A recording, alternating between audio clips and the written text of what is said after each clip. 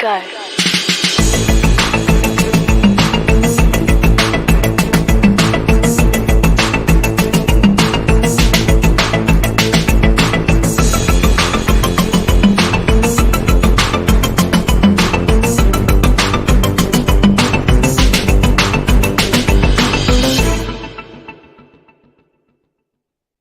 Hello and welcome to Writer Mother Monster. I'm your host, Laura Ehrlich, and tonight's guest is Samantha Silva. Before I introduce Sam, a couple housekeeping notes. Writer Mother Monster conversations are streamed live on Facebook, YouTube, and Twitter, and then released as an audio podcast on all major platforms. As always, please chat with us during the interview, and we will weave your comments into our conversation. Before I introduce Sam, I have a few exciting updates for you as well. I've just launched the official Writer Mother Monster shop with everything from t-shirts and tea towels to onesies and undies. Support the show in style. And this Mother's Day, May 14th, treat yourself with a writing class with me, your host and the author of the story collection Animal Wife. We'll share strategies for prioritizing your craft, explore examples set by other writer moms, and do generative writing exercises. You'll leave the workshop energized and armed with a plan for recommitting to your creative work. Finally, a special thanks to our sponsors and patrons listed on the Writer Mother Monster website. Your support helps make the show possible. If you enjoy the episode, please consider becoming a patron or patroness to help keep the podcast going. For details on the store, class, and sponsorship, visit writer-mother-monster.com. Now I'm excited to introduce Samantha. Samantha Silva is an author, playwright, and screenwriter based in Idaho. She's sold film projects to Paramount, Universal, and New Line Cinema. Mr. Dickens and His Carol, her debut novel, was published by Flatiron Books, followed by Love and Fury, a novel of Mary Wollstonecraft. She wrote and directed her award-winning short script, The Big Burn, which premiered at the Sun Valley Film Festival in 2017. Her work appears in One Story and LitHub.com. Commissioned by Seattle Repertory Theater, she adapted her first novel for the stage. Mr. Dickens and His Carol had its world premiere there in 2022. Sam has 3 children, ages 26, 22, and 28, and describes writer motherhood in 3 words as necessity of invention. Now join me in welcoming Sam. Hi. Hi. Thanks for having me. Thanks for showing up. It's great to see you. I know. I'm excited to be here. Yes, me too. So let's start with your 3 words you used to describe writer motherhood. Those were necessity of invention. Why did you choose those words? Well, it occurred to me that that the saying necessity is the mother of invention, which is, we all know, tried and true. That it just, that we ought to also think, or anyway, I do, that motherhood is also the necessity of invention. What I mean by that is that having an imagination for me was a way to escape motherhood. It was sort of a way to survive it, because as long as I could protect and sustain my own interior life and my own imaginative life, it helped, I think, in some ways make me a better mom, but also make me a more patient mom, because I was feeding the parts of myself that needed nurturing. And so it was really necessary for me, a necessity for me to incorporate invention, in my own life and my own interior life.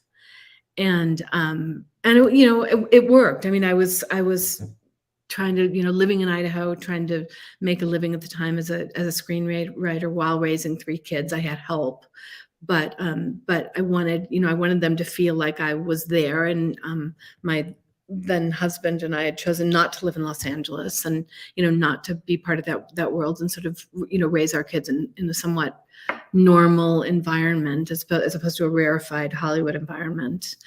And so that part of it felt good, but I was also very isolated. It was very hard. Although my husband was a filmmaker, it was hard to make a life as a writer, and particularly as a screenwriter living in Idaho. So necessity really, was that I have a life that was filled with invention, sort of as a way for myself to thrive and survive all that. Yeah. Why Idaho? Well, in a way, partly accidental. I'm sort of a journalism brat. When I grew up, my dad was a journalist, and we moved, for 2 or 3 years from bureau to bureau or magazine to magazine. He worked for Life magazine in its heyday during the 60s. And finally, we were 5 kids, and I think my mother said, speaking of motherhood, my mother said, "I'm not moving these 5 kids anymore.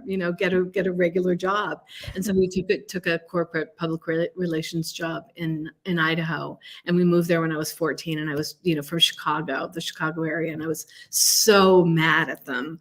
I don't think I spoke to them for a year. I sat on I had a little terrace outside my bedroom, and I sat there and, smoked cool cigarettes and didn't speak to them, and tore up my sheets and made clothes out of them for a year before I spoke to my parents. So anyway, when I finally left Idaho, after college, I swore I would never come back, and I was gone for 10 years to graduate school in Italy and DC. And I worked in DC and San Francisco, and just happened to come home on my way to Italy, where I was the company I'd worked for folded, and I was, I had $5,000 in the bank, which seemed like so much money to me, and I was gonna, go to Italy and just live in Italy till the money ran out and have affairs with Italian men, which I hadn't done when I was a student there. And I happened to stop in Idaho to see my family on the way to Italy, and my then husband was doing the same thing. He'd been living in London for 10 years, making movies, directing theater, and he was visiting his family in Idaho, and we met and stayed there stayed here for 23 years together. I'm still here. He's back in London. But yeah, and again, we decided, it was sort of a decision at the time not to raise kids not in LA so much, but in Hollywood. And I know a lot of great families and great kids who did grow up in the business, but I didn't think I knew how to do it. And LA is not a place that particularly suits me,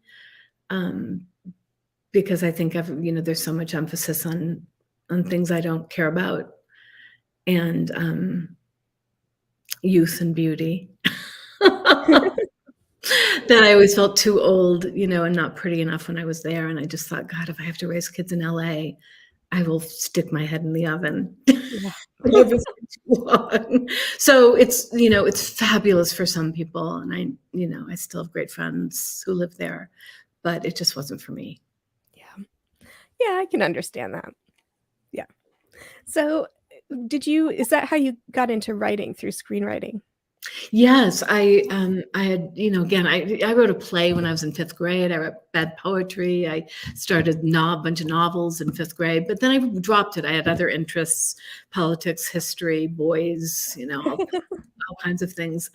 But then when I met my husband, he at the time, he was already a pretty successful filmmaker, and he was getting FedExed a lot of scripts every week, more than he could possibly go through.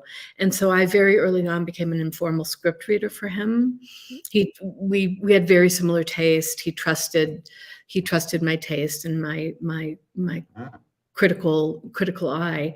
And I think, as would be true of anyone, after you've read 4 or 5 terrible screenplays, you think, this doesn't look that hard. Surely I can write a better screenplay than this. Well, as it turns out, it is hard to write a good screenplay. And it took me a long time to figure it out. I still consider myself a student of the form.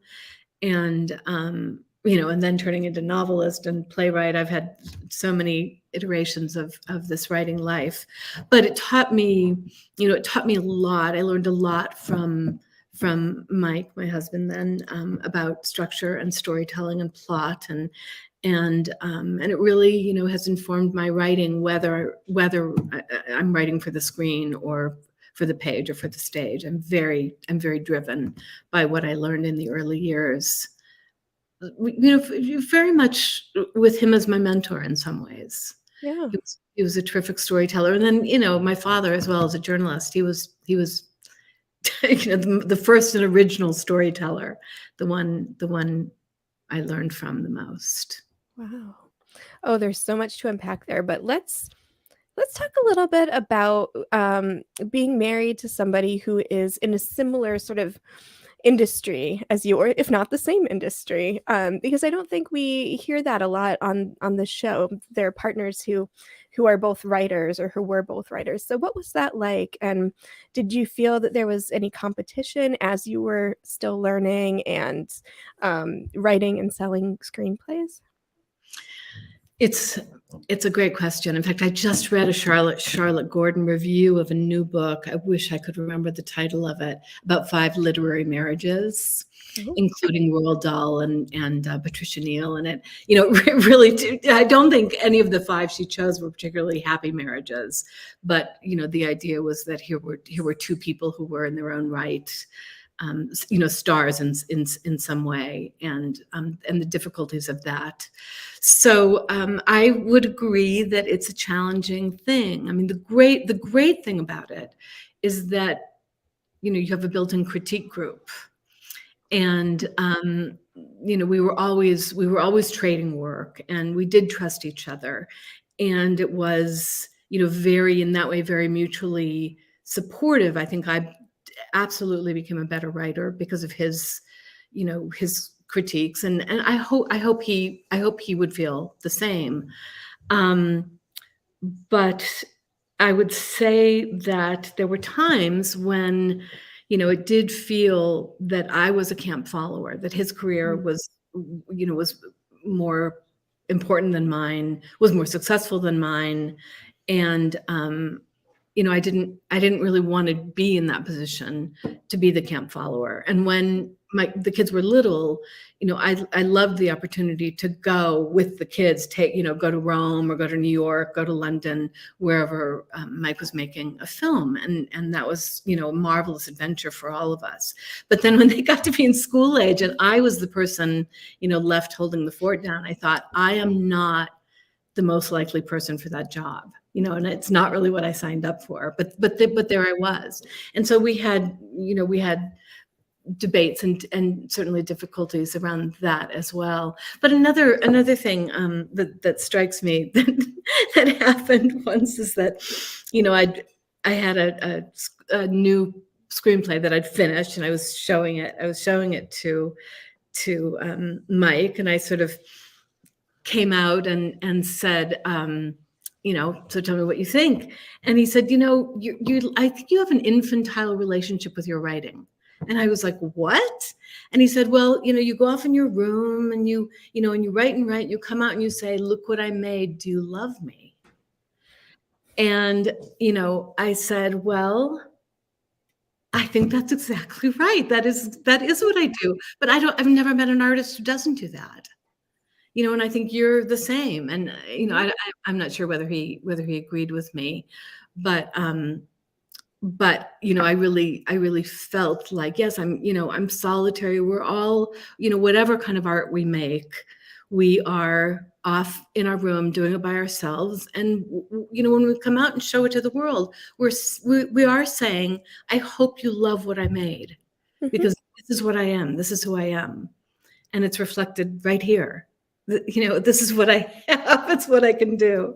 So it was certainly a moment in our relationship, but one I'll never forget. Oh, yes, I think I would have punched my husband if he had said, well, not really, but no spousal abuse, but I would have been angry, put it that way. Yeah. So tell me a little bit more about that time when your kids are little and your husband is off making films and you're home working. You're raising children, but also working, and you have your own career that you're nurturing. So how did you keep the momentum going during that period when your kids were small and you felt a bit like a camp follower? Right. Yeah. Well, after I wrote the 4 or 5 really terrible screenplays, I wrote the screenplay for Mr. Dickens, what became Mr. Dickens and His Carol. And that's the screenplay that got me an agent. And we, then optioned it over the course of 15 years to 4 different companies in the US and the UK and Europe, and sort of each time, got very close to the big screen, and then would have some heartbreaking near miss, money falls apart, an actor falls out, whatever. And so, but weirdly, I kept making money. It was like the gift that kept on giving, like as the Carol is for, so many people in the world. But it kept staying alive. And and I thought, well, this feels like action. This feels like, something happening. And in the meantime, I was selling other ideas. I was selling pitches. I was, doctoring a few scripts. And, the business was much different then, because studios were much more inclined to buy a speculative script. So I could write whatever I wanted to from Idaho and then try to get meetings, in LA, try to sell it. Now what they want, as we all know, is intellectual property, franchises and sequels. And so it's the whole structure of the movie business is very different. And I think it's so much harder now for a writer in Idaho. I mean, you want to be in a writer's room. You want to be where the action is. Because you're not going to sell. It's very, very difficult to sell a spec script. So, so there I was, and I never had any shortage of ideas. There was always something that obsessed me that suddenly, was generating enough energy in me that I would start another project. And honestly, those scripts were like lifelines for me as a young mother. I mean, I had friends. I didn't really have a writing peer group here, and that was hard. So I was very isolated. But I did have people I wrote with in different places, and people whose taste I trusted, and had an agent, which was big. So someone that I could use as a sounding board, who always read my work, who got me meetings.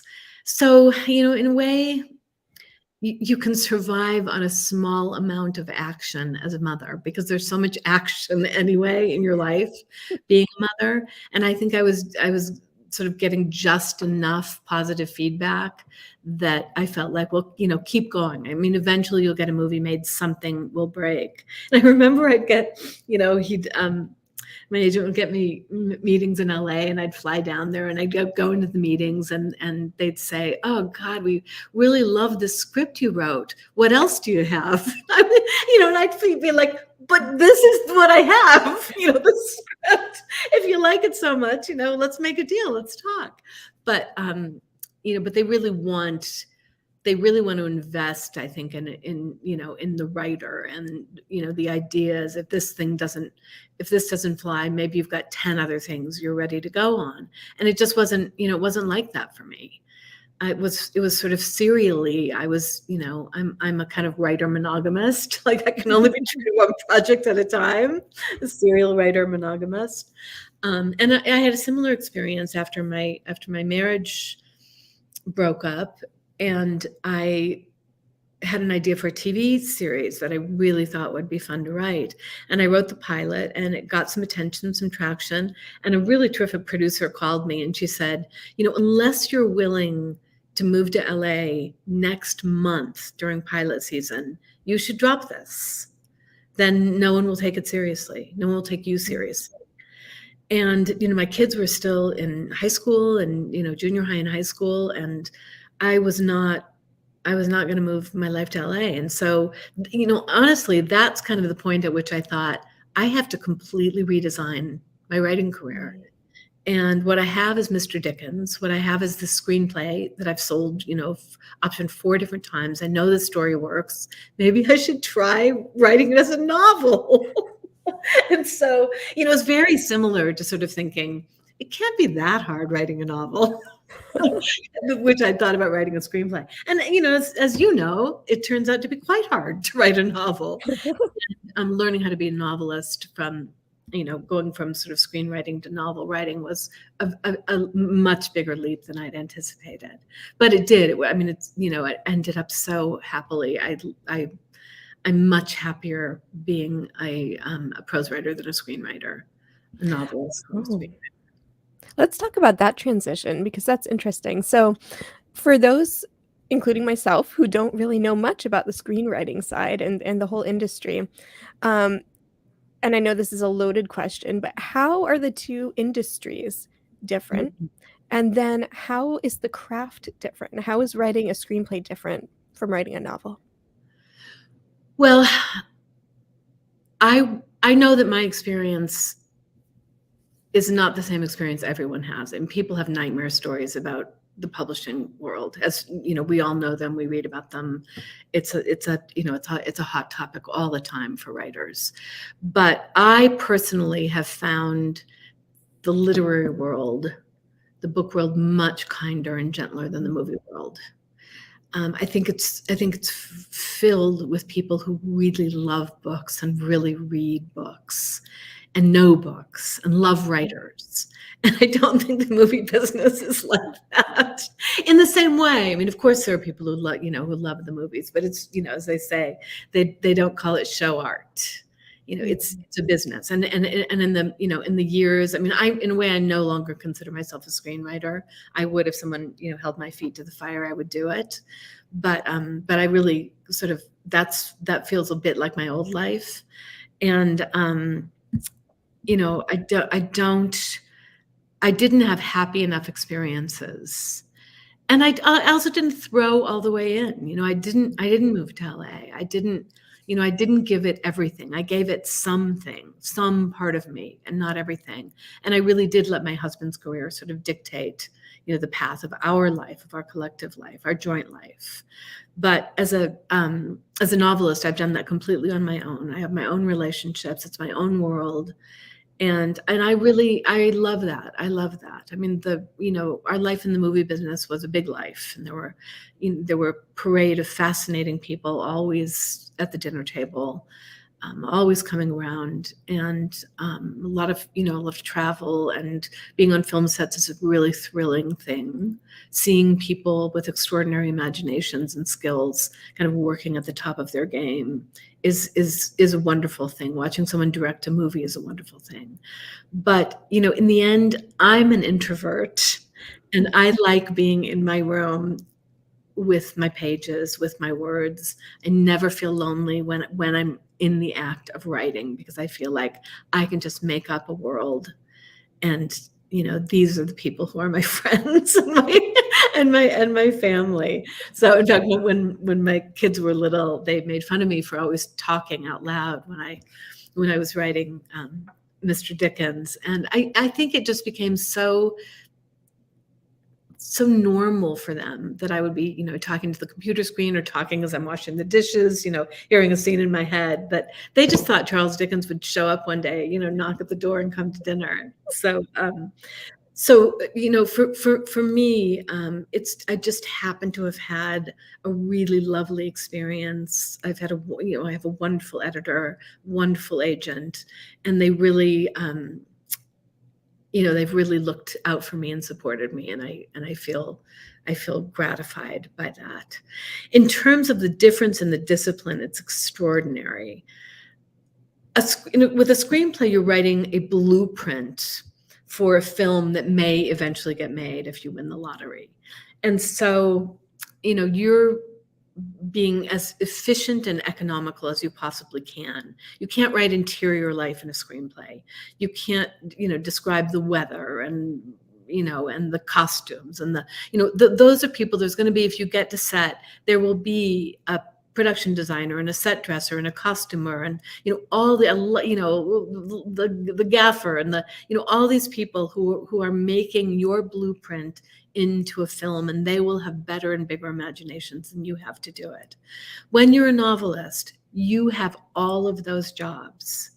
You're in charge of the weather and the costuming and what's on the night table, and what the city looks like, and all of that. And I just had never really understood before that that was the transition I was really trying to make. And it took me a long time to give myself permission to have all those jobs.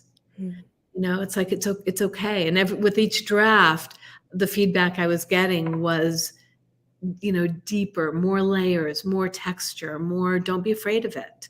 And I think I was afraid of it because I was violating the rules of screenwriting. In fact, one of the very first times I went out with it stupidly and burned the read with a really top agent, she wrote me a lovely note back and said, I really wanted to love this, but it felt like notes on a novel.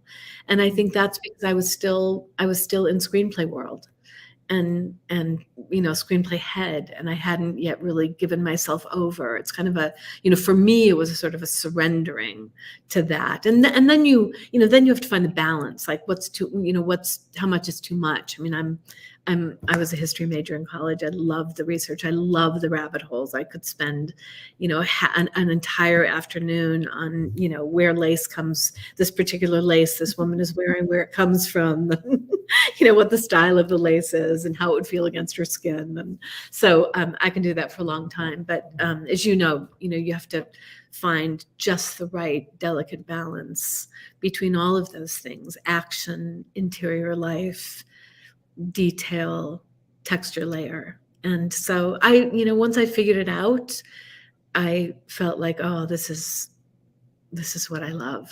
This is really what I love. I don't want to write any more blueprints. I want to have all the jobs. I love that comparison and how you describe that transition between essentially submitting to all of these other people in screenwriting and then becoming your own director, gaffer, writer, all those things. That's amazing. So along with that transition, and it sounds like maybe finding what really fulfills you through writing, did that change your relationship with your children, with a partner, with yourself? Yes. I would say that the big change for me was leaving my marriage after 23 years. And I really, it was the most difficult decision I've ever made, and also probably the most courageous decision I've ever made. But I knew that it would really force me to reinvent my life, as I said, and that I would no longer, the big life that I had with Mike was no longer really available to me. And it was always his big life. And I was, in some way, even though we fought so hard for equality within the marriage, it was never really going to be equal. And I'm not sure he was willing to surrender as much as I was willing to fight for it. And so leaving that marriage and, knowing, like, having the responsibility for my own big life. Like, if I want a big life, it's going to be my own big life. I'm not going to rely on anyone else. I'm not going to ask for, for help. I'm not going to, I want to do it on my own terms. And if it works, that's on me. If it doesn't work, that's on me. But I'm not going to, I'm drawn, particularly, it wasn't just, Dickens wasn't the first, but my own father. And then, and then I married someone like my father, who was big, larger than life, charismatic, difficult, complex, brilliant, and a star, in some ways. And I think I knew that I had my own light, and I didn't want to stand in the shadow anymore. And so it's really been, for the last 10 years, the whole process of writing the novel and working on other short fiction, and particularly writing the play for Mr. Dickens, adapting my own novel for the stage, has been all me. And so my children, because of the way I left the marriage, I fell in love with someone else and left for that person. That was a very painful time for everyone. And my kids were teenagers. My son, Atticus, had just turned 18, and we were living in London, and he was going off to Cairo. It was the Arab Spring. And, his parents' marriage was falling apart. He didn't speak to me for 10 months, even when we had to sort of spirit him out of the country, when things got dicey there. So, my girls were teenagers, really on the, just in the thick of adolescence. And so I think it's very it's hard for them to separate the trauma of that time and that moment from, from this transition that I've made. I mean, they now see me as happier, more successful, both, personally and professionally. But it's still tied up with a lot of pain, that we all went through. And that's a really difficult thing about being a mother and having responsibility for people besides yourself, because there are ethical considerations that are so different than when you're a solo traveler. It's like, what is my happiness worth? At what cost? How much harm, will it cause? And, is that a price I'm willing to pay? Or is it better to sort of sublimate my own needs, to, suppress my own desire in order just to keep the family whole? And I know people who've done both. I don't envy anyone that decision. It's the hardest thing I've ever done. But we all have a different answer. And I think I really believed in my kids, and they understand. They've come to understand and be happy for me. And we always say, when I ask them, are you ready for me to write about this now? And they're like, Mom, you're a writer. It's your story too. But it turned out when we started to have that conversation, I learned that my son and my daughter were writing an album about the divorce. And I said, well, how many songs do you have? And they said, 14. And then my youngest was taking a creative writing class, and they had to pitch 3 story ideas to their class, and 2 of them were about the divorce. So I figured, well, look, it's everyone's story to tell, and when I'm ready, I'll tell the story too. Wow, you have a family of writers and creatives. It's just it would be very interesting someday, and probably challenging for you and your family to see it all together, but to put all of those together and release like a family album / novel / screenplay / It's a multimedia experience. There you go. That's a good idea. They'd be up for that. Multimedia experience. There you go. Yeah. But true confessions about my kids as well is that I don't think any of them have read either of my novels. I was going to ask you that. Really? Yes.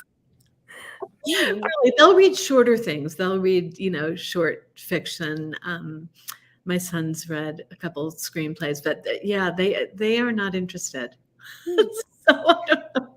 I can't really force them. I just, again, it's at some point they'll pick it up and think, oh, okay, well, maybe I will read this. Someday when they're ready. Yeah, when they're ready, exactly. So let's talk about the second novel, because she kind of ties in Mary Wollstonecraft. So, and as a history major, I'm sure, that probably drew you to her as well. So tell us about Mary and what drew you to her and about the novel.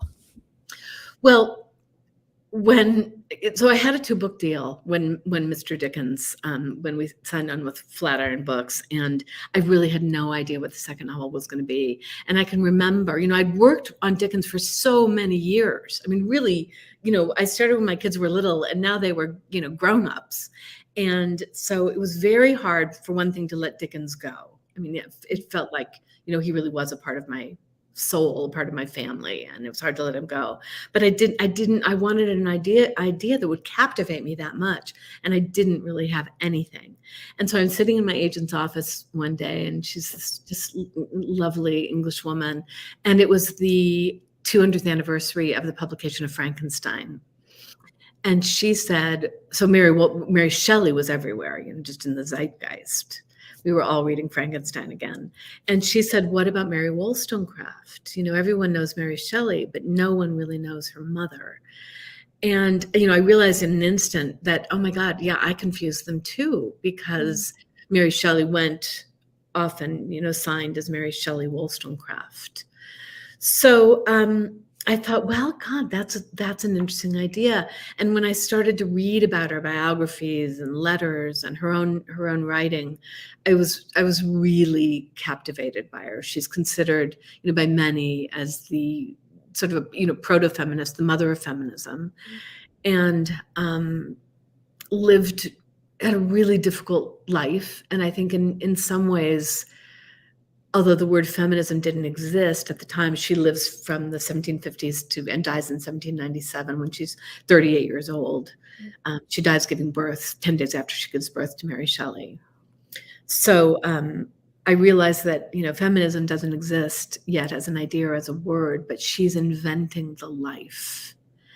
And in that way, she was completely captivating to me. I mean, she's bucking all the norms, demanding things for herself and for other women that is, they're brave things to ask for and expect of a society that's so patriarchal as ours still is.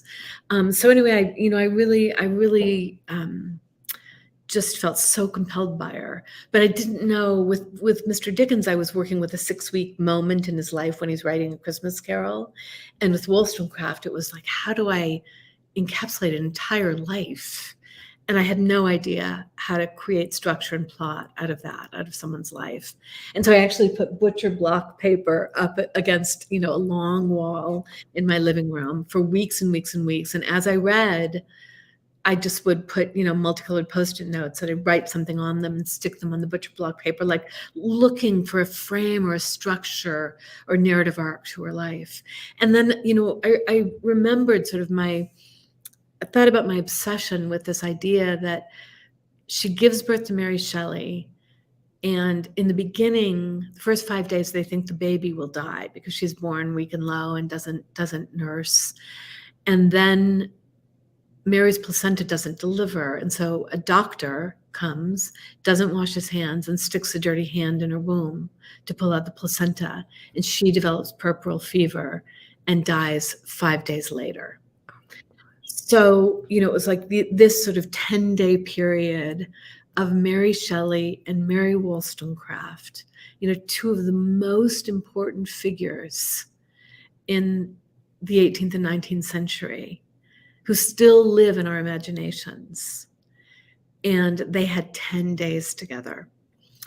And so, I tried to think about what story would you tell your daughter, first to convince her of the world, and then to leave as your legacy. What stories from your own life would you tell her? I could read just a tiny beginning where she's making this decision. The midwife is called Mrs. Blenkinsop. She calls her Mrs. B.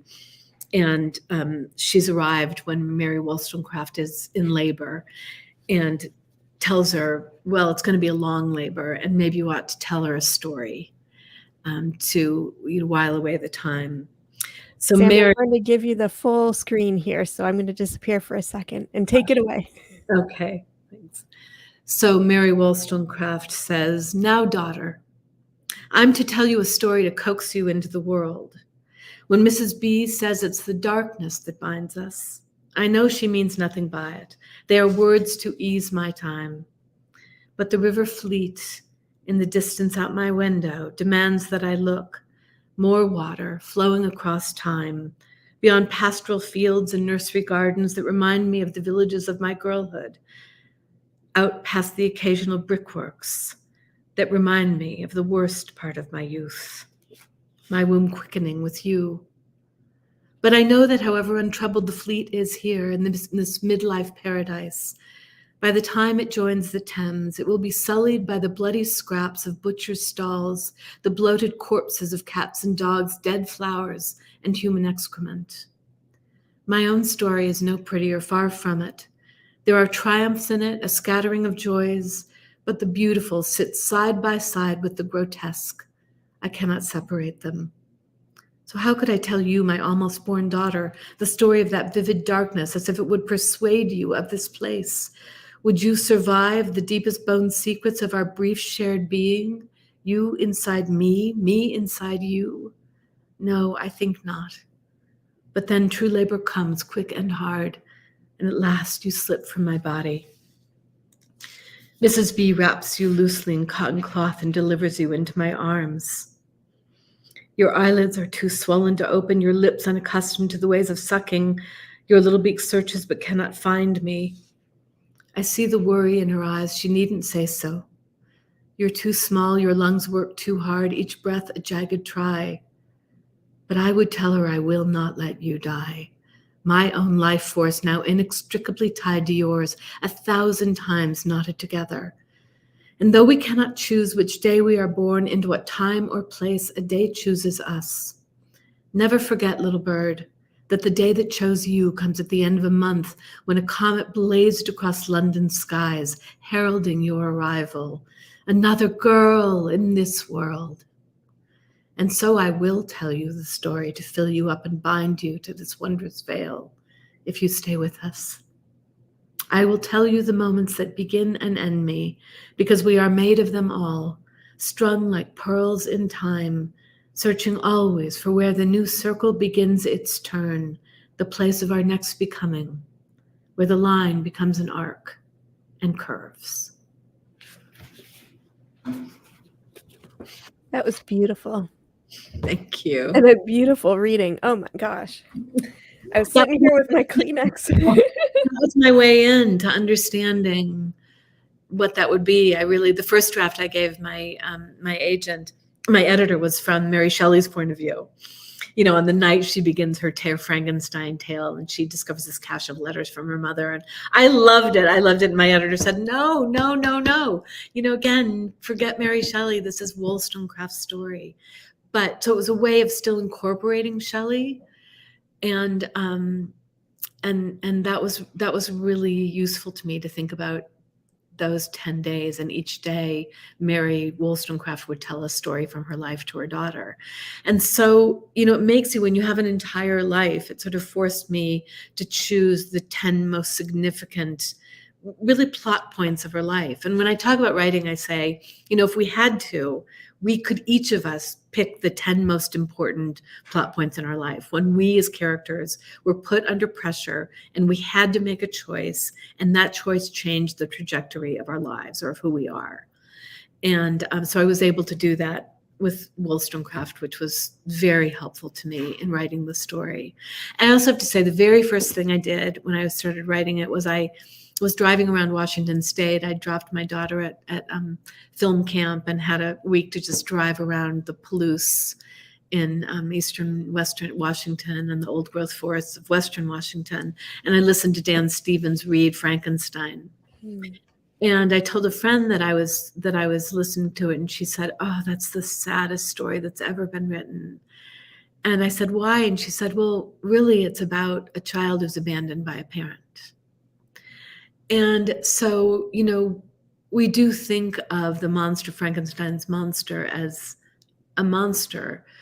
But really, I think in many ways, Shelley was writing about the abandonment she felt in some ways by losing her mother. She was haunted by both the presence and the absence of her mother, because she considered herself, she studied her ideas and all her writings, and Mary Shelley considered herself a Wollstonecraftian. And it said that that's one of the reasons she fell in love with Percy Shelley, and they used to, go and read her mother's writings out loud on her grave at St. Pancras, old St. Pancras churchyard, and that they'd make love at the graves.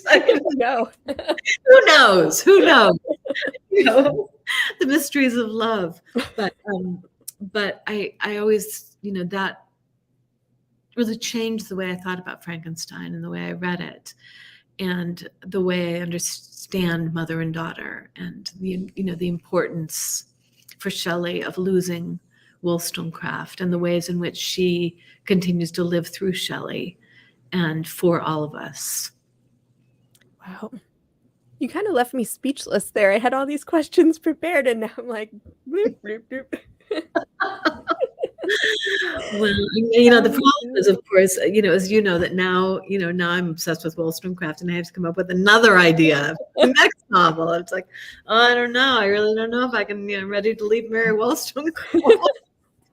You've got Dickens and Wollstonecraft in your head now. It's dinner guests in your brain. So. I do. They keep me company all the time. So let's go back to that scene, that birth scene and the stories. And I'm going to take like a way step back and say, did you use your own experience to inform that scene? And did you think about your own daughters and your own kids as you were writing from Mary's point of view to Shelley? I have to say, 3 pretty marvelous experiences with birth. And I know that's not a popular thing to say. That's okay. All birth stories are welcome here. Okay, good. Because, I did find that whenever I was pregnant that, women would kind of grab me on the street and say, oh, it's going to be horrible. Just wait, get the epidural, that kind of thing.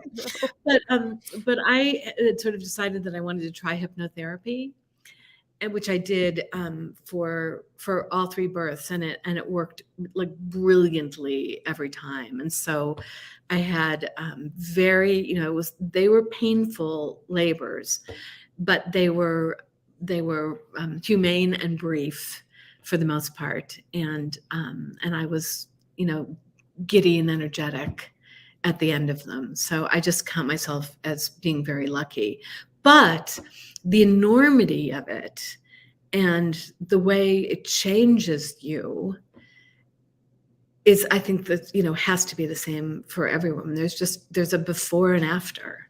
Mm-hmm. And you can never go back. You can never go back to who you were before a baby comes out of your body. It just, changes everything you understand about being human and being female, being someone who has this incredible gift. So, in fact, still think it's kind of amazing that the patriarchy hasn't petered out when it's really women who have all the magic power. It's true. I always tell my daughter I'm the one who made her. And she said, well, Daddy did too. And I said, no, he provided some ingredients, but I did the cooking. So I get credit for it. That's great. Yeah, that's great. I love that. But certainly, I did think a lot about how I could find my own voice and Wollstonecraft's voice. And part of that challenge is that, she is an icon of feminism. I mean, she's this huge, again, larger than life, giant, charismatic figure. How can I do her justice? And I even, I went to a psychic midway. I was stuck in the middle of the novel, just full of self-doubt. I thought, I'm not the person to do this. And why did I take this on? I'm not up to it. And we had such a good conversation, and he immediately got how I was feeling without me telling him, because it was in my chart apparently. But, so I confessed that I was writing this novel and really struggling with it. And he said, oh, well, what's her birthday? And so he basically in my session did Mary Wollstonecraft's astrological chart. And we spent the entire time talking about the confluences between our charts and, the strong influences in hers that were all themes that I was already talking about in the novel, without having had any idea at all. And I mean, as you know, when you're writing something, you'll take magic wherever it appears. And it was in some ways a gift that he was giving me, saying, you are the person to write this. And, she wants her story to be told, and she wants you to be the person who tells it. And so, that was great. Came home, the pandemic started, and I put my head down and finished the novel. But I still, there's a point that comes when you do have to find your own voice and the voice of the character you're writing. Particularly someone like Wollstonecraft. And if I had to stop thinking of her as an icon and unknowable, and had to start thinking of her as a woman with probably many of the same feelings that I've had as a woman. She was a teenager. I was a teenager. She had a first sexual experience. I had a first sexual experience. She had her heart broken. So, all those ways in which being a woman is still being a woman, and living in the patriarchy, still living in the patriarchy, that those things would be similar. And so, starting to think about that, what are the ways in which being a woman really has not changed since the 18th century? That was where I started to find my voice and hers, and it was really useful. And that's also where my being a mother and my thinking about my own children helped me infuse, or meld with her ideas about, truth and beauty and sense and sensibility, which were sense and sensibility were very important subjects in the 18th century. I thought Jane Austen basically invented the idea, but it's, a century of people arguing about sense and sensibility, and Wollstonecraft was really at the forefront of that, arguing for sort of finely keenly felt emotion that stands the test of reason. Like the joining of those two things is the right way to live. And it was an extraordinary idea then, and it continues to be an important idea.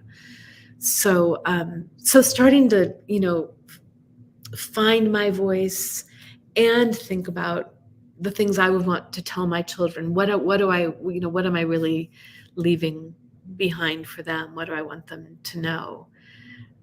It helped me a lot. It really helped me a lot because it made me feel close to her. I mean, I found ways to feel close to Dickens, even though he was flawed and complex and difficult. And there were ways that I found to feel close to Mary Wollstonecraft, and I still feel close to her, that were really important in writing the novel. Yeah. What was maybe one of those touch points or stories from your own life, one of the 10 that you would tell your children to leave behind in the same way Mary Wollstonecraft thought of Well, one? plot point from my own life? Yeah. Well, I guess I would revisit what I spoke about before, but I'll talk about it as a plot point. So, after being with my husband for 23 years and raising 3 kids, I was really surprised to find myself in love with someone else, and someone who was an old friend of ours. So it was a big, on the surface, a really difficult thing, not just for our spouses and our children, but the community somehow felt that it was an insult to the social contract that we'd made. And, I really, really struggled hard with what to do.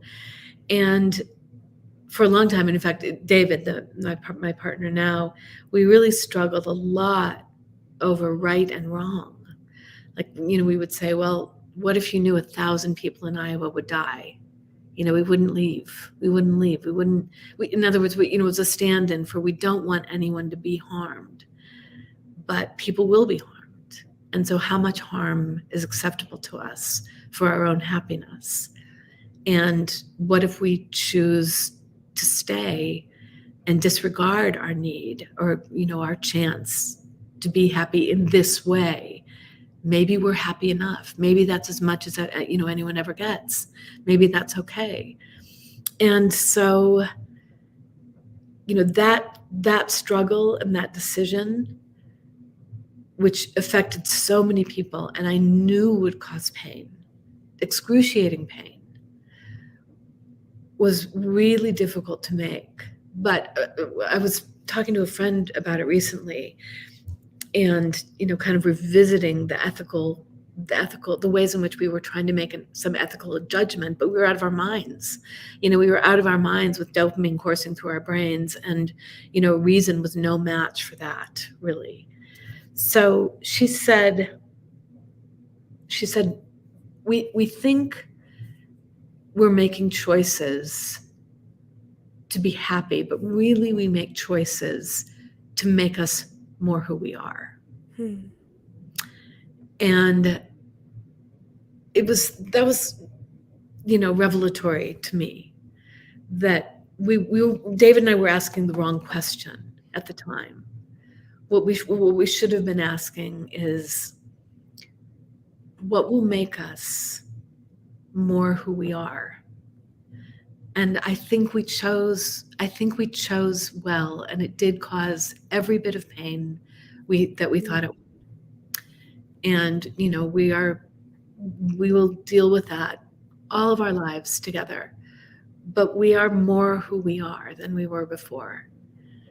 And I think my kids know that. And I think that's the example, that's the legacy that I want them to have for their own lives. To make choices that make their lives bigger, and to make choices that make them more who they are. Oh, look at me.